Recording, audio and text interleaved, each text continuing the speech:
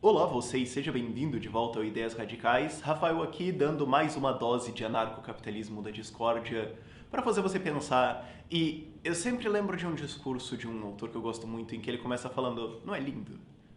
Não é maravilhoso? Não é fascinante o fato que a gente está numa época em que a gente vê que o governo falha em tudo? Eles não acertam nada, de nenhuma prisão. E hoje é o exemplo, vamos conversar sobre isso. O Cantareira acabou a água. E tem gente que acha que isso é uma crise de capitalismo. Eu acho hilário isso. Porque pensa assim, é uma estatal controlada pelo governo, quem toma as decisões é apontado, não existe concorrência, é proibido que exista concorrência, é tudo burocratizado, você não pode reciclar água, é proibido. Tanto que um cara fez isso em Goiás, ele criou um sistema que reduziu o consumo dele em 70% e ele tomou uma conta ainda maior. Porque a Sabesp, não, a Sabesp de Goiás chegou na casa dele, achou que era um gato, olhou o sistema dele e falou: ah, vamos te cobrar por isso. E no fim das contas, a conta dele era mais alta do que antes. Literalmente, o cara resolveu o problema e se fudeu. Fascinem-se com isso. Então, isso não é uma crise de capitalismo, isso é uma crise de Estado fazendo o que Estado faz. Não existe livre mercado, não existe competição, não existe nada. E isso são primariamente dois problemas, os dois problemas centrais que causaram a crise do Cantareira. E vamos discutir os dois e depois anarquizar um pouquinho. O primeiro problema é o que eu já estava tocando antes. Não existe concorrência, não é um livre mercado, é tudo burocratizado, você não pode fazer nada. Se você criar alguma coisa para reciclar, é proibido reciclar água em condomínios. É ordenado que exista um problema. É que nem, por exemplo, violência e tráfico de drogas. Isso existe porque o Estado ordena que exista quando ele proíbe drogas. Ele manda que o problema existe. Então, a crise do Cantareira é basicamente um problema mandado pelo governo.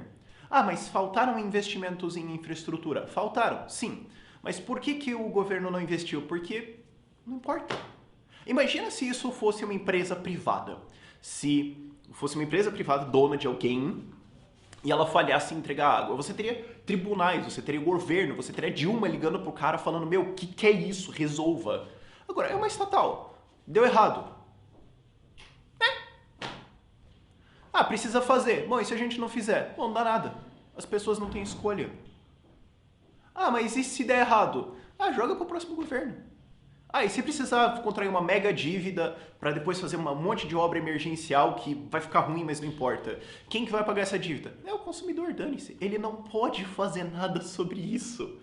Você não tem escolha. O serviço é ruim e foda-se. Não tem problema.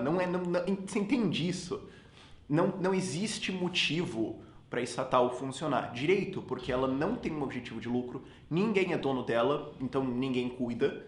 E se der errado não tem problema, porque é só rolar para frente, ou passar uma lei, ou fazer alguma coisa, ou simplesmente olhar para você consumidor e falar: chora.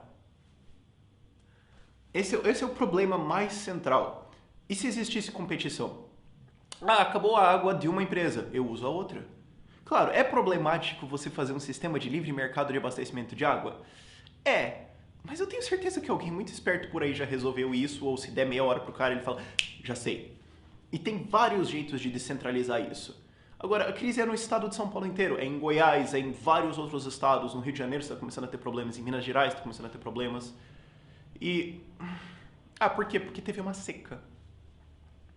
Tá, mas a empresa não sabe que de vez em quando pode não chover?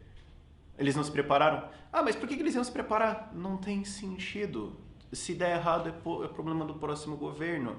Ou, ah, a gente tem que se preparar, mas vamos fazer a obra. Beleza, 6 anos de burocracia para começar a obra, 10 anos para fazer a obra e depois ela é superfaturada e no fim das contas não foi bem feita. Porque, não foi bem feita. E daí? Não importa.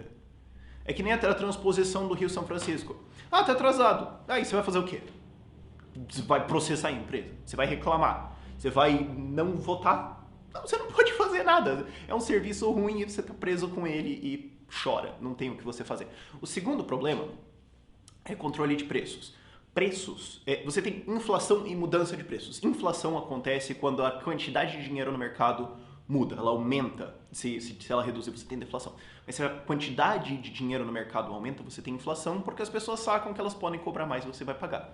Agora, preços mudam quando você tem problemas locais. Como, por exemplo, sei lá, eu vendo ovo. Eu tenho um monte de gente que vende ovo e, de repente, acontece passa um vírus que mata um monte de galinha e todas elas morrem. E agora o preço de ovo vai cair, porque tem menos. Não quer dizer, é só uma mudança de preço. Ela reflete que agora esse bem é mais escasso.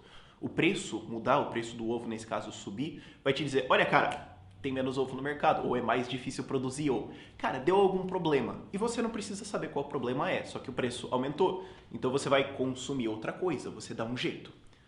O preço da água em São Paulo mudou? Não. É barato? É. Então, o que o preço está dizendo para as pessoas? Gasta. Não tem problema. Gasta. Não vale nada. Quanto que é a conta de água no fim do mês se você explodir de usar água? 100, 200, talvez um pouco mais, né? E se a água fosse cara? E se a água fosse um bem raro? E se existisse um incentivo através de um preço alto para você economizar? E se você pensasse, porra, ao invés de eu gastar R$200 de água por mês, e se eu comprar um aparelhinho de R$500 que faz com que eu gaste metade da minha água? É um pouco caro agora, mas ao longo de 30 anos vai valer a pena, especialmente se esse produto for bom, ele dura bastante, etc. Só que, a água é R$60. Não, seja sincero, você sabe quanto você gasta de água?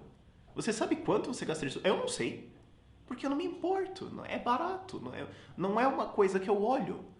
Quando o preço da gasolina disparou alguns anos atrás, o carro a álcool voltou, porque o preço da gasolina disparou, então todo mundo entendeu, opa, vamos economizar aqui. E você criou toda uma indústria de álcool, de cana, em volta disso agora, e o problema foi resolvido em alguns anos, na verdade, alguns anos, porque a indústria conseguiu responder. Só que o preço da água em São Paulo continua baixo. Então as pessoas não têm incentivo, não vale a pena economizar. E até porque é proibido reciclar, então, dane-se, é barato mesmo. Vai acabar. Mas aumentem o preço. Mas não pode aumentar o preço, porque senão vai causar inflação e pega mal pro governo. Como que isso é uma crise de capitalismo? Me expliquem. Não faz sentido. É só uma crise de Estado fazendo o que o Estado faz. Represou o preço, as pessoas não entendem que é um bem raro, continuam consumindo ele, e quando acaba todo mundo fica tipo, mas por que aconteceu? Sei lá, vamos culpar o capitalismo e vamos embora, vai. Negócios como sempre, Estado fazendo o que o Estado sempre faz. Se deu certo, é coisa do Estado, que nunca dá. Porque você lembra a última vez que tinha um problema e o Estado foi lá e resolveu? Eu também não. E quando dá errado? É problema do capitalismo, não tem nada a ver com o Estado, foi o mercado, foram os acionistas, foi o capital financeiro, foi o Obama, foi uma conspiração. Para. Problema de Estado fazendo o que o Estado faz, preço represado. Sobe o preço disso. Diga para as pessoas, através do preço, no bolso delas, que, cara, esse é um bem raro. Cuide. E tá cheio de matérias, eu vi uma do Fantástico, mostrando como pessoas blatantemente desperdiçam água. Porque você fala, você vai economizar água, mas está acabando. Mas é que é só essa água aqui, a pessoa não vê. Mas eu só tô lavando a minha calçada. São Paulo é muito grande, é só eu. Sim, mas agora se dói no bolso, você para. E, voltando, aliás, uma coisa no primeiro ponto. Se você desburocratiza isso, se você reduz o número de regras em volta, você tem gente desenvolvendo tecnologia.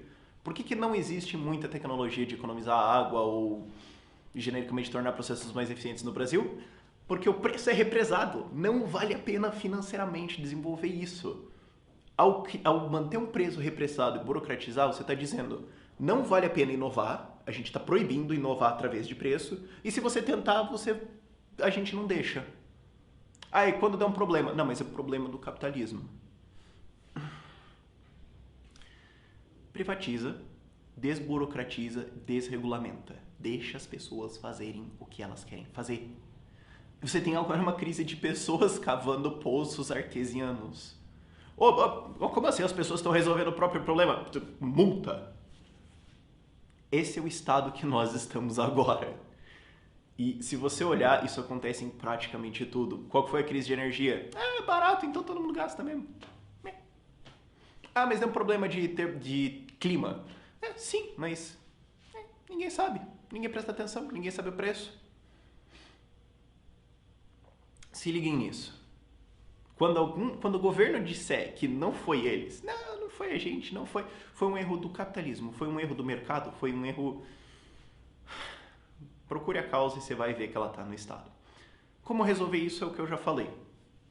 Privatiza, desburocratiza, desregulamenta, sobe o preço, deixe o preço flutuar, deixe que as pessoas saibam, que elas recebam essa informação do preço e saibam, ok, tem que cuidar melhor desse bem porque ele está mais caro, tem que usar menos, tem que dar um outro jeito, tem que criar tecnologias.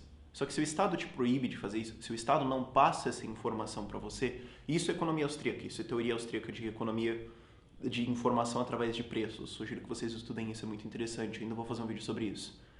Se o Estado não permite que você tenha essa informação, que essa informação chegue em você, você não tem como agir sobre ela. E daí alguma coisa absolutamente idiota acontece, mas é claro, ninguém sabia o que estava acontecendo. Tem que fazer obra, tem que fazer isso, tem que fazer aquilo.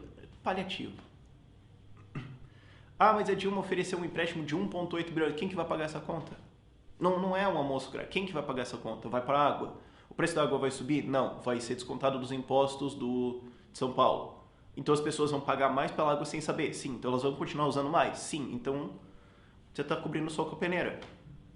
Não funciona.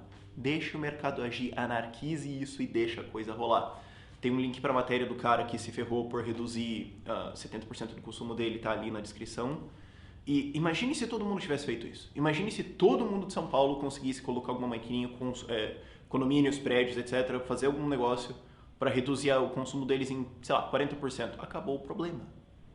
Imagine se outras empresas pudessem falar, ah, não, peraí, a gente tem um novo negócio em que a gente vai captar a água desses lugares, levar no negócio central, vai ser só nesse bairro, mas já ajuda ali, captar a água desses lugares, joga uns canos pra lá, a gente recicla e joga de volta pra eles. Ah, é proibido! Imagina só se essa companhia existisse. Eles já iam reduzir um problema ali. Aí outra aparece e resolve o problema ali, outra aqui, outra aqui, outra aqui. Elas querem resolver o problema de água? Não, elas não querem. Elas só querem ganhar dinheiro. Todo mundo que resolveu problemas para a humanidade fez isso porque queria ganhar dinheiro. Fez isso porque, bom, eles têm um problema, eu tenho a solução, vamos vender. E assim a humanidade avançou. Não impeçam isso, não tem nada de errado com isso. E todo mundo se beneficia. Vamos parar com essa estadice, vai? Tá dando um saco.